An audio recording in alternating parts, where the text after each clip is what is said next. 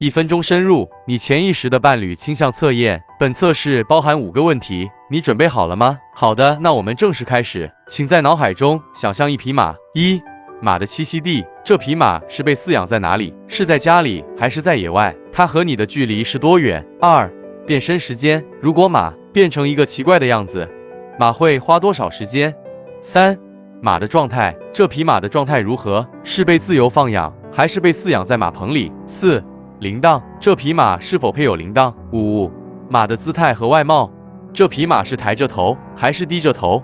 它的颜色是什么？是雄壮还是瘦小的？请点点爱心并关注我，答案请参考评论区哦。